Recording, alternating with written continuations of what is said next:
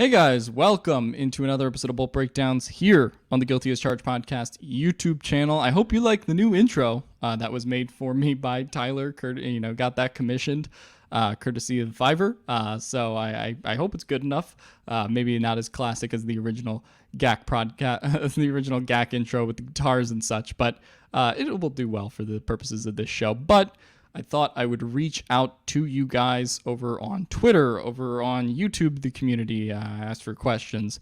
As we head into training camp, this is a little bit of still a dead period, but, we're starting to be about 2 or 3 weeks away from training camp at this point. So I thought I would get some of your guys' pre-training camp thoughts. We also have some Herbert questions. We have roster questions. We have 2024 questions. You guys, there's a lot of stuff on your guys' brains. So I thought I would answer it all here on this episode today. So without any further ado, I guess, let's get into it. This comes from Tyler, famous podcaster. I think I might know him.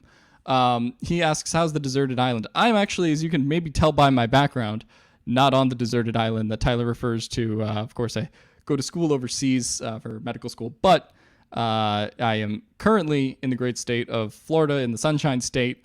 It's really hot here. You might be able to recognize that I look a little tanner than usual too. It's a hot one outside. I will just say that much. So, still get to be here for a couple more weeks, and then I go back to school around the time training camp starts. So getting a little bit of downtime in the off season, much like the Chargers. I needed off time post mini camp as well. I guess, although for me it was a little harder maybe than mini camp was for them. But shout out to Tyler, getting married next week, which I've been told is a big deal by people who have been married. Don't intend on it at this point, but big congrats to him, of course. I also reached out to the people of Threads. Wow, that's a new social media innovation. Thanks a lot, Elon.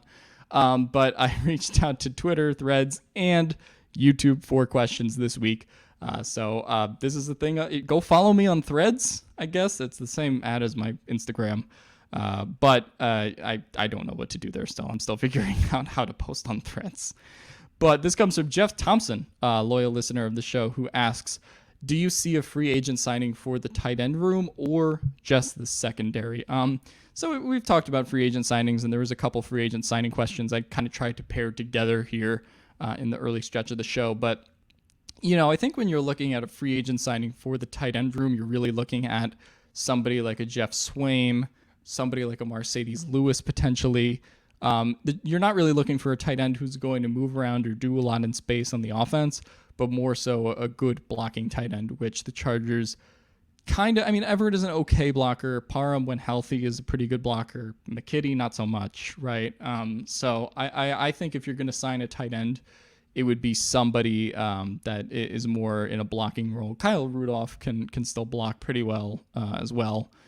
The secondary really comes down to one name, and it was the guy who, of course, as people have seen the pictures on Twitter, worked out with Morgan Fox and Sebastian Joseph Day on July 4th, and that would be one John Johnson, Staley's former green dot safety with the 2020 Rams. So, and, obviously that goes back to Fowler reporting that the Chargers had interest in John Johnson back in March if the Browns were to cut him. So, there's a pretty extensive relationship there and a potential John Johnson signing. In terms of trying to rank which one's the most likely, I still think the Chargers probably try to go after tight end first. I think that they, maybe they wait to see how it goes in training camp with Trey McKitty to see if he takes another step, to see if they're, supposedly Donald Parham so far is looking really good. So maybe they go after the secondary first. But yeah, overall, I would kind of rank it as in terms of need. Like if you're just going to sign a guy in free agency, it probably goes tight end, secondary, maybe edge. I don't really think they're going to peruse the edge market, but you never know. And then maybe running back. And speaking of running back, the next question was actually from Lee Wakefield, which congrats to Lee, new Boltbeat contributor. So I look forward to reading his stuff there. But he asks, in your opinion, as GM, would you pick up the phone to Zeke and get him in for training camp. So Zeke is kind of, again, another free agent along with John Johnson, tight ends, whichever, position you want to go to. And the Chargers do have a history of going for running back, I guess, under Staley. We saw the Sony Michel experiment last year where the Chargers just kind of didn't really have a ton of institutional faith in either Kelly or Spiller at the time. And, Kelly ended up having a pretty good season as running back too, but they did pursue Sony Michel last year and had him on the roster until December. And then they, kind of admitted that experiment didn't go the way that they had hoped. But still, I do think they could look to upgrade the team, in free agency. They could look for another running back. I don't put it out of the equation. I think that they're kind of going to wait to see in general what they have in Spiller, and see what that first week or two of training camp is like. Plus, I don't think it's necessarily a rush. I don't think there's a ton of teams right now that are just like, beating down the door to sign Dalvin Cook or Zeke or somebody like that. As far as Zeke, I think he is interesting because the common perception of Zeke is that he is washed. And Zeke is an older running back who has gotten a lot of usage. And I think last year he had under 4 yards per carry. Like, again, is not the most efficient running back from a rushing standpoint. But I will say of Zeke is actually a really good pass blocker. For as much shit as the infamous NFC divisional game last play he gets as he lines up at center. But Zeke is actually a really good pass blocker, really good, not so much a run blocker, but I think that if you were to bring him in, he could be a stabilizing force in that way. Although the Chargers don't have a ton of utility for that because Eckler is a pretty good blocker himself. Kelly also is. So I think a Zeke signing would be more about, are you seeing enough from Isaiah Spiller in that running back 2-3 role? Zeke is also a possibility, I think, if Joshua Kelly were to go down or if the Chargers experience a running back injury early in camp, then, I think that given the relationship with Kellen Moore and how he works, how he works relentlessly and tirelessly as a blocker and all those things and the effort that he shows, I think that those could, incentivize a potential signing. Right now, I don't think it's particularly likely. Would I do it? I would probably wait again till camp and see what I have in either Isaiah Spiller or Joshua Kelly. But I think they feel pretty confident with Kelly. I feel pretty confident with Kelly. Right now, I wouldn't do it. Ask me again in a few weeks, and my answer might change. Mr. Junior on Twitter asks, all right, my question is, what would you consider a successful season? Winning the division, one playoff win, Super Bowl or bust, top 3 scoring offense, just an exciting team that looks well coached. Talk to me. That's a whole list of options right there that you could kind of pick from in terms of defining a successful season. Winning the division would be an incredibly successful season. I think that considering how hard it is to beat Mahomes and the Chiefs and for the Chargers to win their first division title, coming up on 15 years since their last one, that would be obviously a huge achievement under Staley, who, even as someone who isn't a complete believer in Staley like myself, that would be something where you just kind of have to give a round of applause. If the Chargers really do have a 13-4, 12-5 season and they split the series with the Chiefs or they beat the Chiefs twice and they really win the division, that would be an incredibly successful season. In general, though, I don't think you have to say, I don't think Staley has to win the division for the season to be successful, or for the Chargers to win the division to be successful, because ultimately it's probably a little unrealistic to expect this team to beat the Chiefs twice. They still haven't won a game against the Chiefs since the 2021 season. They got swept last year, and they won the first game against the Chiefs in Arrowhead. But yeah, so I think, again, beating the Chiefs is really hard. I don't think that should be the metric for like what we consider successful. I think if the Chargers get into the wild card, they win a game, maybe get to the divisional round, make some noise, I think the expectation should be one playoff win. And if you get a playoff win, then you can kind of build upon that in future seasons here. In theory, this should be the Super Bowl or bust all in year from an expectation standpoint. But the reality is the Chargers just have the Chiefs in their division, right? And unfortunately, that's not going to change anytime soon. And, you know, in the last couple of years, you really only have the Bengals as the example as a team that's taken out the Chiefs in the AFC playoff field. So it's really hard to do. Even when the Chiefs were banged up like they were a couple of years ago when they lost to the Bucs in the Super Bowl, they still got through the AFC when it mattered and when the cards were on the table. So for me, I would say successful season, one playoff win. I would say also, I don't know about top 3 scoring offense. Obviously, you would like to see the offense improve a lot from what it was last year, but more so than what they improved with offensively, because I think that's kind of an assumed variable with Kellen Moore. Better defense. You cannot be a bottom 5 run defense again. You cannot, be a bottom of the league 3rd down defense. And those are the 2 things that the Chargers have to hang their hat on this year if they're going to be a contender in that sense. So for me, I would say playoff win. Defense looks a lot better. Defense finally looks like Staley originally envisioned it. Bosa stays healthy. J.C. Jackson stays healthy, and it looks like it's supposed to. And of course, it would help if the team looks well coached. That should probably be an expectation. I would say if Staley's going to keep his job going forward. So yeah, I would appreciate it personally if the team looked well coached. But in general, I would say being in the game or being in games with competitive teams. Chargers have a lot of teams on their schedule that are going to be tough to beat. They have one of the harder schedules, I think, in the league in that sense. So as long as you're just staying in those games, staying competitive, you're not going to win all of them. That's just the luck of football.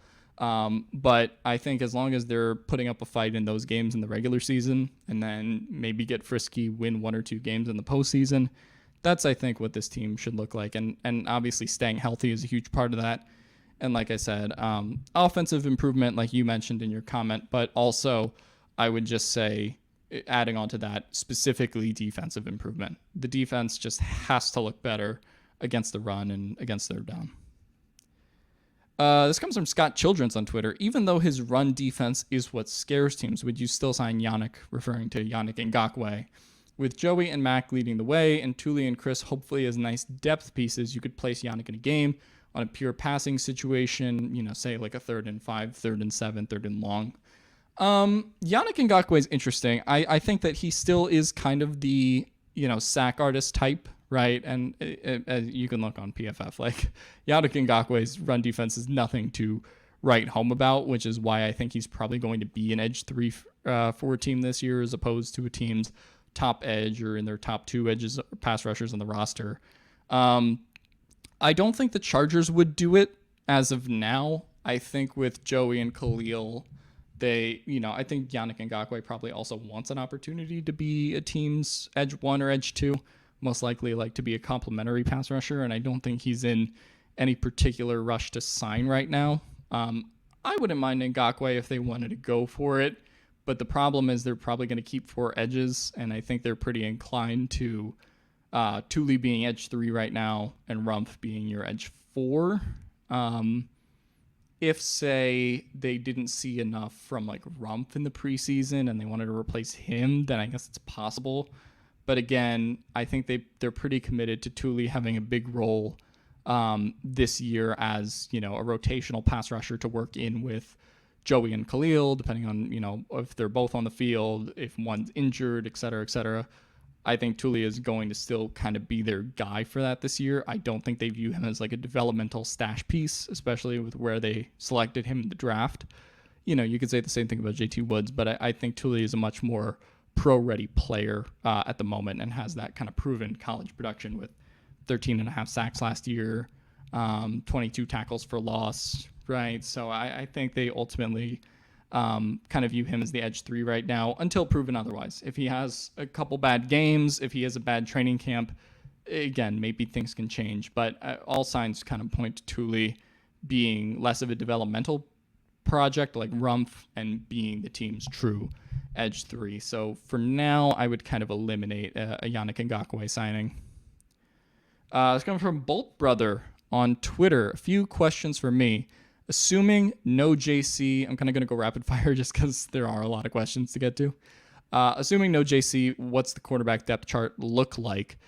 if you have no JC to start the season, then it really looks like Michael Davis on the outside, Asante on the outside, and Ja Taylor in the slot. And then you would have Dean Leonard, obviously, for depth, and they probably call up Keemon Hall. Keemon Hall is probably the extra corner that they would promote if JC couldn't go. So I would say it's those 5 guys. RB2 is Kelly, obviously referring to Joshua Kelly. RB2 is Joshua Kelly for now. If they were to make a Zeke or Dalvin Cook signing, that could change, but I think they do have a lot of institutional faith in Kelly last year. He did improve overall from what the expectations were. I think he averaged like 4.7 yards per touch last season, which comes up from 3.7 in 2021. So he increased, full yard on his touches, which is, pretty good for his production. He's the RB2. Is Spiller the RB3 kind of conversation? Is he going to break out? That could be, I think, maybe the spot where if they don't feel comfortable with his development yet, they could pick up another running back, like I said earlier. But for right now, running back 2 is definitely Joshua Kelly. Can Pipkins continue to improve? Yeah, I mean, Pipkins can definitely continue to improve. I think, especially considering the offensive line is a little bit more optimized this year, and you don't have, a weak spot, and Pipkins ultimately is going into his second full season as the starter. Yeah, I think that there can be some development for Pipkins. Obviously, when we talked about Pipkins in the offseason last year, a lot of us undersold that possibility, but, he showed us a lot and was really good last year and obviously earned the 3-year deal he got. So I see no reason why Pipkins can't improve. I would never expect him to necessarily, based on his body type and based on what his game is, be like a truly great run blocker, for example. But he can continue to definitely improve as a pass protector, I think. Is the rookie, I assume he's talking about Deion Henley here, going to send K9, Kenneth Murray, to the bench? I would, I know there is like a lot of Kenneth Murray or Deion Henley replacing Kenneth Murray in season 1 type takes out there. I am of the mindset that the Chargers probably slow roll Deion a little bit. I think it was Ryan Ficken who's kind of pretty consistently talked about Deion Henley as one of their core special teams contributors to start the season. I think they are excited about what the ultimate future with Deion is. Eric Kendricks is on a 2-year deal, but that could end up being a 1-year deal. Kenneth Murray is obviously on an expiring contract. So I think Deion can get some more starter buzz in year 2, year 3. I think he will be in that linebacker rotation, and he'll get some defensive snaps. I don't know if it's going to be a significant amount of them. And reality of the game is he'll get snaps if players are injured. But I don't see him overtaking Kenneth Murray in year 1. If Kenneth Murray, who has a declined 5th-year option, has some Jerry Tillery vibes from last year, then I think it's possible, kind of like how we saw Morgan Fox usurp Tillery on the roster last year. But right now, I think that they're going to slow roll what Deion is going to do in his transition into the NFL. I don't think he's going to be a starter in year 1, personally. Can Ogbonya come back from his injury and build off of his solid rookie season? For those who don't know, Tito Ogbonya, obviously kind of recovering from the torn patella tendon, same injury, actually, that J.C. Jackson is recovering from as well. He can recover from his injury and continue to build. He seems to be a little further along in his recovery. He was at minicamp, not doing drills or anything, but he was working out on the field on the second day, I think, with some of the trainers. So that was nice to see. Don't know if he'll ultimately start the season. I think when me and Katzen did our 53-man roster thing, we had him potentially starting the season on PUP, just because they did sign Nick Williams as a little bit of an insurance policy on if either Otito or Austin Johnson aren't ready to start the year. So yeah, I think he can continue to build. I don't think he's necessarily going to have a breakout year. But I like what Ogbonya could potentially show this season. He showed some flashes last year. But yeah, I think they're kind of going to slow roll both him and Austin Johnson, in terms of getting them back to 100% before we really see them in full action. And last question, is Quentin Johnson the real deal? People know me. People know my opinion on Quentin Johnson as one of the highest on him out of the GAC crew. I think in general, I think he is the real deal. And it's probably one of the most explosive receivers that the Chargers have drafted or the Chargers have acquired in quite some time, and makes that group truly, truly dangerous. And I will say, I thought about Quentin Johnson kind of the other day and just how the league is going right now, right? Because I think 10 or 15 years ago, really the NFL went to, you build around one receiver, right? You have like your kind of one-star receiver and a bunch of guys that supplement him. Back in the day, the Chargers had Vincent Jackson, obviously as kind of their star guy, and then behind him had Malcolm Floyd and a bunch of other characters on some of those mid-2000s rosters, late 2000s, I guess. So I think that's kind of like, what the MO was back then in the NFL. But now you see teams really investing in the receiver position a lot because teams are throwing the ball more, right? The Bengals, right, of now, who have Jamar Chase and T. Higgins and Tyler Boyd, would just be like, if it was 10 years ago, be like, all right, well, we have Chase, so we can let Higgins walk. But now there's talk of them extending Higgins because it's important to have those weapons, right? Obviously, we saw what the Eagles did last year in acquiring Devontae Smith and then acquiring A.J. Brown in the draft last year, right? Investing 2 first-round picks into their receiver room. So I think it's important just that teams are spending more capital, spending more money on receivers because they realize how important it is to have 2 or 3 legit options to create a 2 or 3-headed monster in the receiver room. And you see more teams trying to do that. Granted, the challenge is there's limited resources in doing that. Stephen Gillard asks, with the current roster, assuming everyone is healthy on a one-play wins the game scenario, what 11 players do you want the Chargers to field, both offense and defense, if you have the time? This actually comes from Warren Sharp, who did like a Chargers preview. So this was like in his guide. There's a couple things I disagree with in here, but I think this was like kind of the best way to visualize 11 players on the field on offense and defense for the Chargers. For example, I don't think Michael Davis is going to really be playing slot corner. I don't think that's what would happen in an 11-man scheme, but everything else is kind of like as I would expect it. Quentin Johnson, Keenan Allen will play some of the outside, obviously, and kind of rotate between the outside and the slot. But overall, like, this is a pretty good way to envision it. So obviously on offense, you have your offensive line of Slater, Zion, Lindsley, Sallier, and Pipkins. And your 3 receivers that would be on the field are Allen, Williams, Johnson. Your tight end is Gerald Everett, quarterback Justin Herbert, running back Eckler in this kind of situation. And then on defense, of course, kind of going for that like 3-4 look, if you will. You have Bosa, Sebastian Joseph Day, Austin Johnson, assuming he's healthy, Khalil Mack, Kenneth Murray, Eric Kendricks is your linebacker duo, Gilman and Derwin James is your safety duo, assuming they don't sign John Johnson right now. And then, of course, your 3 corners, assuming JC is ready to start the season, or JC Jackson, Michael Davis probably on the outside, and then Asante in the slot, although they could also kind of mix in some of Jot Taylor there. But again, like, in a one play wins the game scenario, it depends what you're talking about, right? Like, if you're on the goal line, the Chargers are going to have a different perspective than like if they're on the 20 and trying to score on offense, right? Because if you're on the goal line, then you might want someone like Xander Horvath in the game to provide some additional blocking for Eckler to pick up 1 yard on a touchdown. Or you might jumbo package it and bring in an extra offensive lineman and bring in Foster Sarrell into the game, right? So that's kind of, like an interesting thing there. I think this is like the broad basis of like, if you just had to have 11 players on the field, here's your 11 best. But again, you can have interesting goal line packages too, right? There was one play against the Rams last year. The Chargers ran in the red zone where they had the all tall guy lineup, as I referred to it. You have Donald Parham and Mike Williams and Gerald Everett all on the field, 6'3", 6'8", 6'5", and try to score with all the tall guys on the team. I made that joke on the podcast last year, and then they actually did it in the Rams game, right?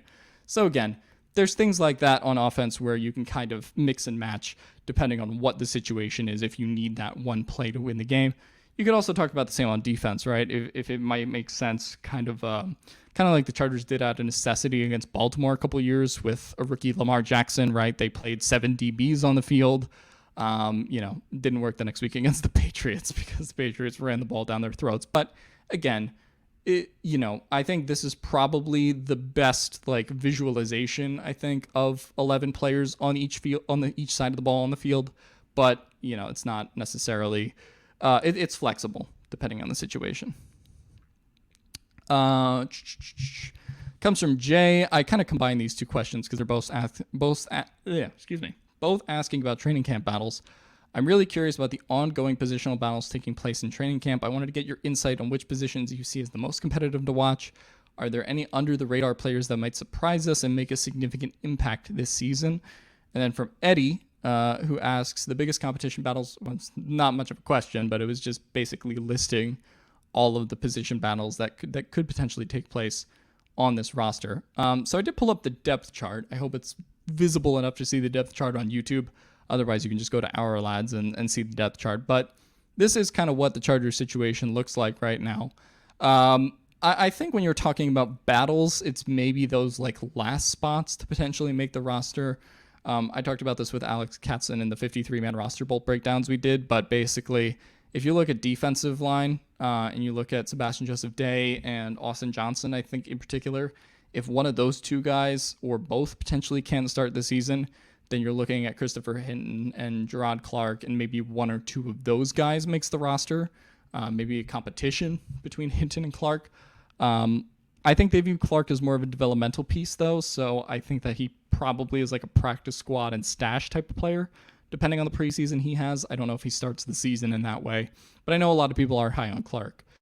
Aside from that, on the defensive side of the ball, I know Gavino is pretty high on AJ Finley, although I think as far as the safety room, the four guys that are going to make it are pretty locked in stone on the roster, and Derwin James, Alohi Gilman, unless they sign John Johnson, of course, and then Raheem Lane and JT Woods would be the four right now.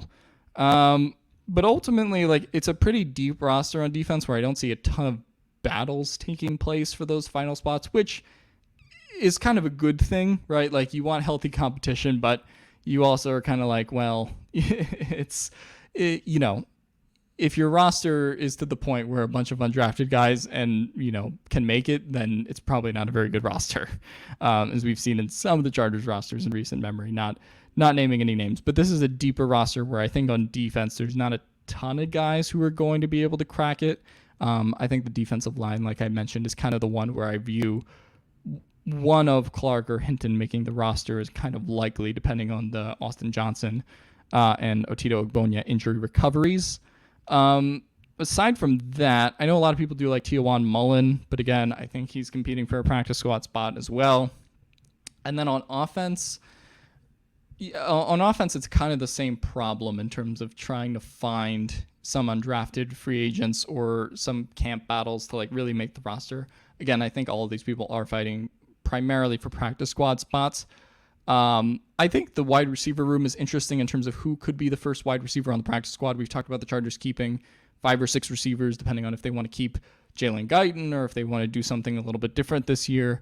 But I think, between Pokey Wilson and John Hightower and Doss and Darius Shepard, who they also signed, who could be the first wide receiver to come off the practice squad, assuming the wide receiver, the 6 wide receivers are Keenan, Quentin, Mike, Jalen, Josh Palmer, and Darius Davis. Those are going to be the 6 wide receivers in the roster. Who's the first practice squad guy to call up, assuming someone gets hurt?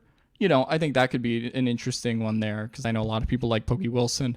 I like John Hightower a lot, still what he can do in terms of his speed. So, that's an interesting kind of debate there. I think a low-key one that might not be getting as much attention is Brendan Hymas. The Chargers supposedly, per Daniel Popper's 53-man roster prediction, really like Zach Bailey, who is, of course, one of the offensive linemen that could make the roster.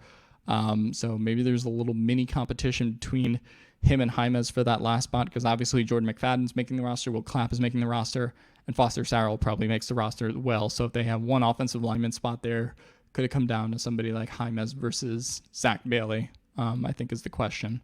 Other than that, yeah, if they kept a 4th tight end, it would be Stone Smart over Camp Moyer. So I don't think that's really a competition. And then everyone else is kind of competing for practice squad spots, like I said. And then, of course, the one that I think Eddie mentioned in his comment was Dicker versus Hopkins. That's obviously going to be kind of the main one at this point. So yeah, I think that's that's the main battle on the roster, which is obviously a good position for the Chargers to be in, given that both of them were really good last year. Ross Johnson with 4 questions. Let me take a drink of water because I've been talking for 30 minutes. Okay. Ross Johnson says he's got 4 questions. Which defensive position battle are you most excited to see? Again, like I said, I don't know if there's a lot of like defensive position battles in camp that you could really look towards as like they're going to define the season. Like I said, I'm curious to see how the defensive line plays and see if maybe you get a guy like Scott Matlock who can earn a role early. And then if Dion can push Kenneth Murray, that's kind of an interesting one. But again, I don't think they're going to give Dion Henley that responsibility from the jump. And I think they generally trust Kenneth Murray to be Kendrick's running mate until proven otherwise this season, during games. Do you think Kellen's offense will incorporate more run plays from Herbert? This is an interesting question. I think Kellen's offense and the goal of Kellen's offense is, to put Herbert in more situations where maybe the Chargers run a couple more RPOs and ultimately get Herbert on the move, right? Like that's where Herbert is the best, right? Herbert is a good pocket quarterback still, but I think they tried a little too hard to keep him in the pocket last year, and I think they want him ultimately rolling out to the left, rolling out to the right, making throws and making decisions from there as opposed to just kind of being like a statue in the pocket. As far as more run plays, though, like I think some people associate the lack of run plays last year with Lombardi and, just kind of a, being angry at Lombardi move. But they did run Herbert quite a bit in 2021 under Lombardi. And then last year, the two things that you look at are he cracked his ribs in week 2 against the Chiefs, which, was a pretty big factor against running, the football with Justin Herbert. And then, of course, Slater the very next week got injured and they had to put in Jamari, who was obviously making some of his first NFL starts. So, and then, of course, Herbert in December had the torn labrum. So Herbert was pretty beat up last year. The offensive line got beat up last year.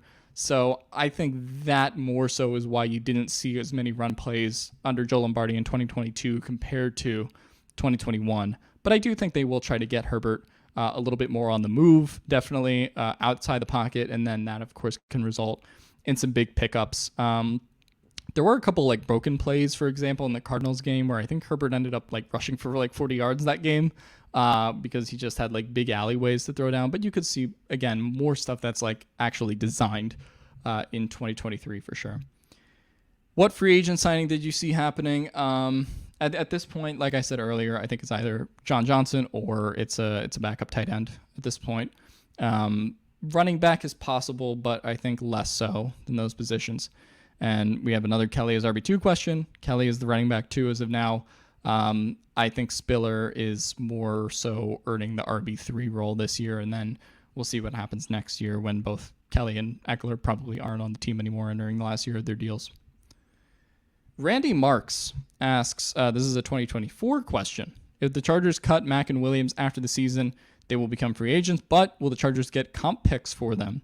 The Chargers will not get comp picks for either Khalil Mack or Williams, or if they cut Allen or Bosa, they do not get comp picks for any cut players. Cut players are not associated into the comp pick formula, if memory serves. So, but to answer the question about comp picks in general, if you're looking for some comp pick targets for the Chargers, I think that the free agencies of Michael Davis, who will be a free agent next year, Austin Eckler, Gerald Everett, those are the three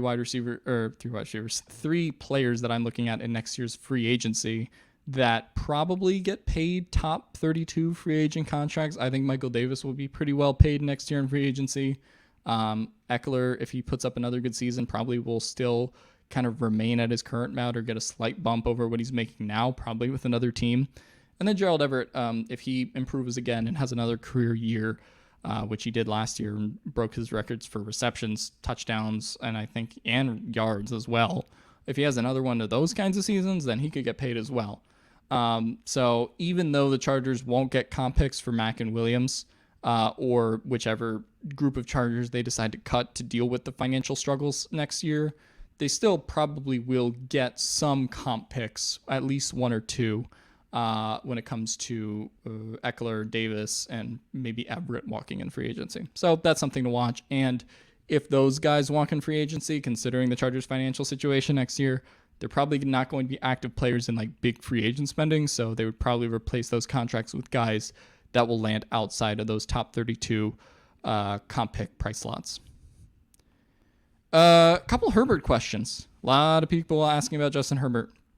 So I thought I would just kind of combine these into one slide and, kind of rapid fire through them. We have Spartan, who asks, what does Herbert have to do for MVP this year? Really, it's improving on what he did last year. I think statistically, Herbert will be fine. Obviously, with a better offense, less cramped under Kellen Moore than it was under Lombardi. If he throws for 5,000 yards, let's say he has 30, 40 touchdowns, like that is the MVP recipe. But more so than anything else, what I want to harp on for MVP, if we're talking about Justin Herbert, he's got to beat Mahomes in the division. You got to beat Mahomes in one game, as far as like the season series between the two of them, and you have to win the division. They're not going to give it to a second place quarterback. You can look back through the quarterbacks that have won MVP. The last MVP player who won MVP but didn't win their division was Adrian Peterson in 2012. He was a running back, right? And just happened to have a historic season. But, if you're a quarterback and you're going to win MVP, you have to win the division. There's no ifs, ands, or buts. There's no like, okay, he can go 11-6, but, maybe he got unlucky in a couple games. If Mahomes is the other quarterback that's competing for MVP, you got to beat him in the division. And that, I think, more so than any statistics, anything else he could do, that's the biggest thing in terms of what's preventing Herbert from potentially winning an MVP this year. And obviously there's other factors like the team staying healthy and such, but got to beat 15. With Kellen Moore and the offensive weapons they have, what are your thoughts on Justin Herbert breaking Peyton Manning's single-season passing yards record? I actually was curious when I saw this question, so I kind of looked up the guys that have thrown for 5,000 yards in the league. The funniest one on here is Jameis Winston, which there will be several quarterbacks who throw for 5,000 yards again, but there will never be a quarterback again who has the iconic 30 touchdown, 30 interception season that Jameis Winston did back in the day before Tom Brady got there in Tampa. But Herbert obviously has the 5,000 yard season. Peyton Manning's record is 5,477 yards that he set with the Broncos in 2013. I think that was one of his MVP seasons. And then, of course, you've seen guys come close in recent years. Brady was about 150 yards off with Tampa in 2021. Mahomes had 5,250 yards last year. So as far as like beating potentially the passing yards record, I think Herbert can do it. And certainly they drafted Quentin Johnston. They had the offensive system to be able to get him these stats. But if I had to bet money on whether it'll be Mahomes or Herbert, I think just because of how KC runs their offense, I would probably kind of lean towards Mahomes. But I think Herbert, will be a little bit more aggressive as a passer this year and certainly have a chance.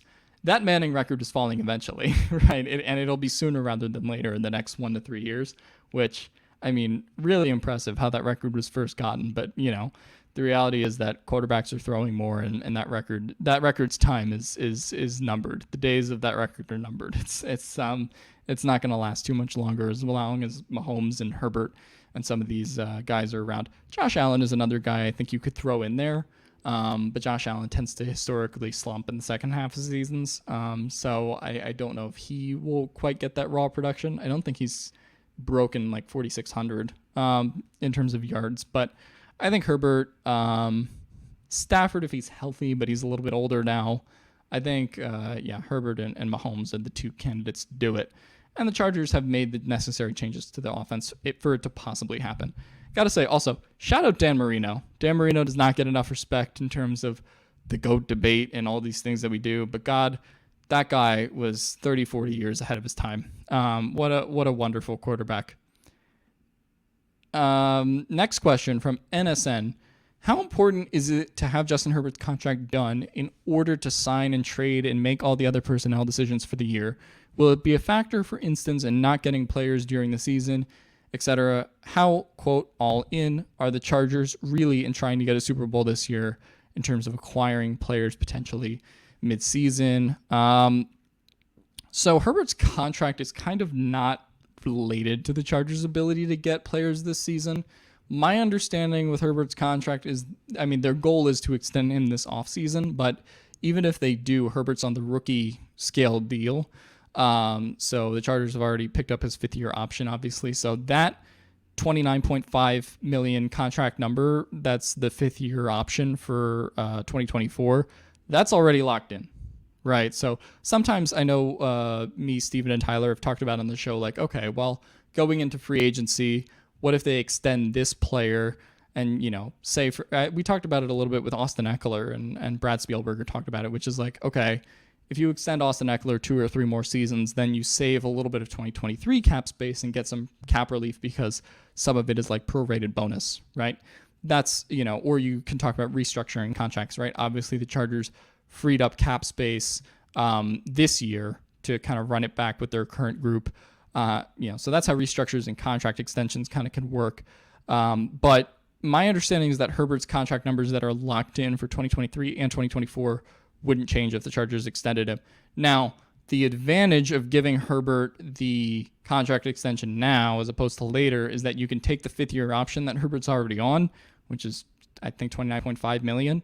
And then stack that with a lower cap hit in his 6th year, which will be the first year of that new contract. So if you do extend Herbert, the goal would be to kind of have, you know, I would say 2 or 3 seasons in a row, including the 5th-year option, where his cap hit is a little less than than max money because he's receiving some of it as a prorated bonus and some of these things. But as far as the Chargers in-season moves and Herbert's contract status, that's kind of unrelated because the Chargers don't get any cap relief really in terms of 2023 or 2024 for extending Justin Herbert. But how all in are they this year? I think they're pretty all in. I think Tom Telesco, if he really saw that this team was like, you know, let's say by week 9, they're like, you know, 6-2 or they're 7-1 or something, right? Like if they start really hot, I think Telesco could see the urge to kind of make some moves midseason. But again, it also depends on the health of the team, right? And if they stay generally healthy, they're probably going to be a little maybe more aggressive to make moves at the deadline. But if they have the run on injuries that they do last year and all the practice squad call-ups, they may not play it as aggressive, even if they should. So kind of depends on the team. I think Tom Telesco has never been a particularly aggressive GM at the deadline. I think like one of the only moves that I can remember him making is like trading Dontrell Inman at the deadline for like a 7th round pick from the Bears or something a couple years ago. But ultimately, Herbert's contract doesn't really affect them being aggressive in free agency this year. And will Tom Telesco do it?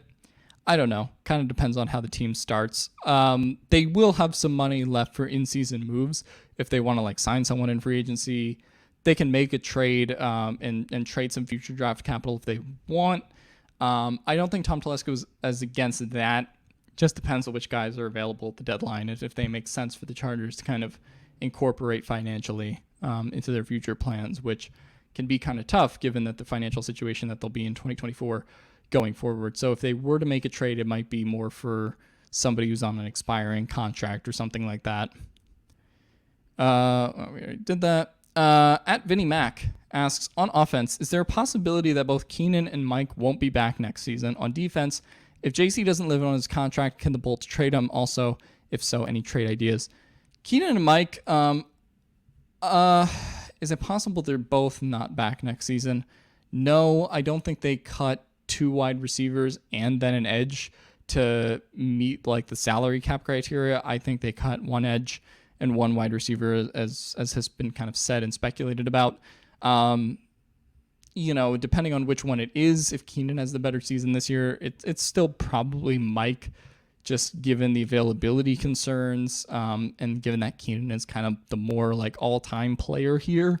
But it depends on Keenan's season too, obviously, and what, he does going forward and his availability as well.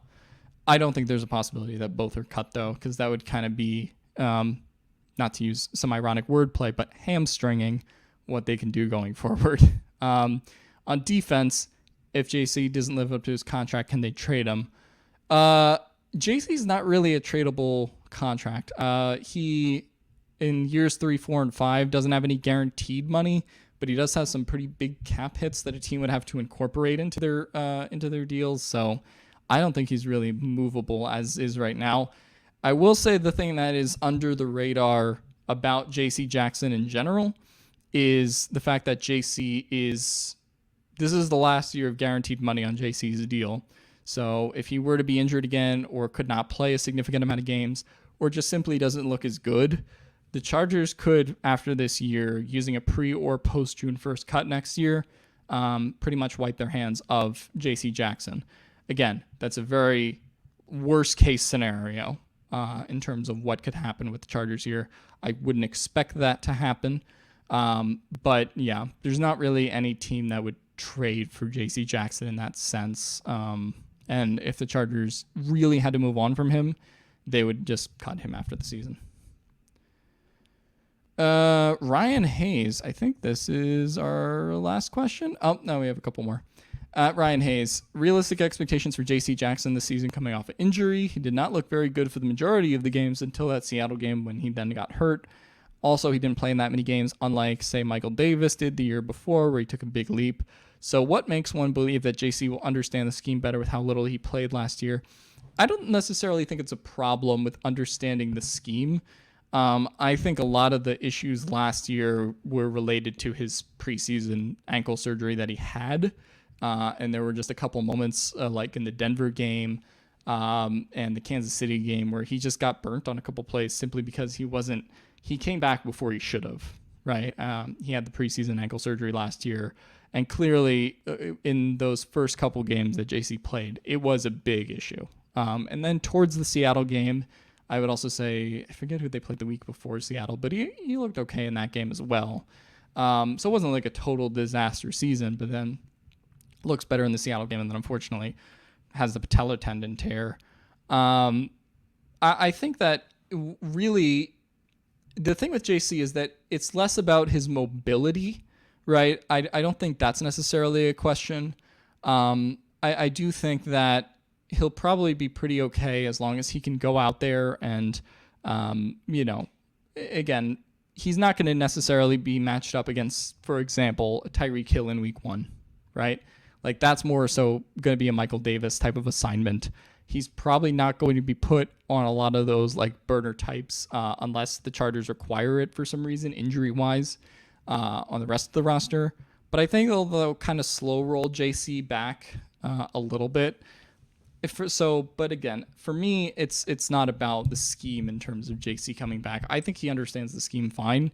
It's about, are his man coverage abilities as good as they were in New England? Because that, a lot of people talk about like the Chargers scheme being different than the New England scheme, but they still played a decent amount of like man coverage, right? Which is what JC Jackson wants to do. They didn't like totally incorporate just a ton of different concepts that were different for JC. And you can look at the stats in terms of how they used him and how they deployed him, but it was how he was used in New England. He just wasn't as good because he was coming off of the ankle injury and unfortunately kind of, getting misdirected in coverage and teams saw him as a liability because they realized, hey, here's a guy who's playing on a gimpy ankle. Like that's what happened last year with JC Jackson. And then as the season went on, as you said, he did start to look better and then unfortunately tears his patella tendon. But I think being in the system is fine. That's fine for JC Jackson. Like it's just more, again, what is his mobility level this year? And then also just like, can you trust him to play the same amount of man coverage that he did in New England? From Liam, do Alohi Gilman and Jasir Taylor take a big jump this year on defense? If so, what does that mean for ASJ and JT Woods? And do we re-sign Alohi if he has a good year or as if he is a unrestricted free agent next offseason? Yeah, I mean, Alohi Gilman, if he does take a step forward and he really is the safety two this year, they probably look to re-sign him. Again, the John Johnson thing, as I've said, kind of looms over all of this. Ja Taylor, if he takes a big jump this year, I don't know if it means something for ASJ going forward. It could mean that they're more potentially looking into moving off of ASJ after 2024 if Ja Taylor actually takes that big step and is replaceable as a slot corner. But, then the Chargers might want to retain ASJ because they're probably going to lose Michael Davis anyway. Right. So, and depending on what happens with JC Jackson in the secondary, that can make things a lot more, they can have a lot less flexibility and a lot less depth there and maybe still have to resign both Asante and potentially Ja Taylor as well. Although they don't really have to worry about re-signing Ja Taylor soon. He still has 3 years left in his deal. ASJ would be the year after this year, would be the last year on his contract. But yeah, I think they would re-sign Alohi if he had a good year this year. I don't think he'll be particularly expensive to kind of just pair up with Derwin James as his running mate. Potentially, in theory, he could get a little bit expensive if he really does have like a breakout season. But I think his ceiling is still like pretty low in terms of what he would get paid next year. So I don't think you have to worry about the Chargers bringing him back. JT Woods is the interesting question in all of this in terms of what his development is because, Staley continues to kind of refer to him as a project. I'll kind of see it when I believe it, or believe it when I see it as Patrick Mahomes, whichever version you want to use. But like, we kind of got to see it from JT Woods first before we like put a ton of stock into him. I do still think they view him again as a ball hawk, like project player who just has like the skills, but is still learning technique. And that's kind of the big thing that was the decision in drafting him. So I don't think Alohi and JT are necessarily connected as if like, if JT has a really good year, I still don't think JT is going to play quite as much as Alohi did, even when Nas was the starter last year. And then Alohi eventually replaced Nas. I don't see JT being able to potentially replace Alohi. I don't think he's far enough along in that development yet. And I think Ja and ASJ are probably unrelated because if Michael Davis is leaving anyway and the JC concerns are still there, they're probably still both on the team for the foreseeable future just because the Chargers are going to be kind of in cap hell and still looking for options as to what they can do at cornerback. And things will look a little bit different in 2024 and 2025, kind of regardless of, whatever the rest of the Chargers quarterback room looks like. So Ja will probably still be here. And I would guess ASJ probably gets an extension. But again, depends on how pricey he becomes as well. But that is all of the questions today. That was 52 minutes. Hope it was bearable for many of you. But as always, we are 2 or 3 weeks away from the season here. So excited to get things underway. And as always, bolt up.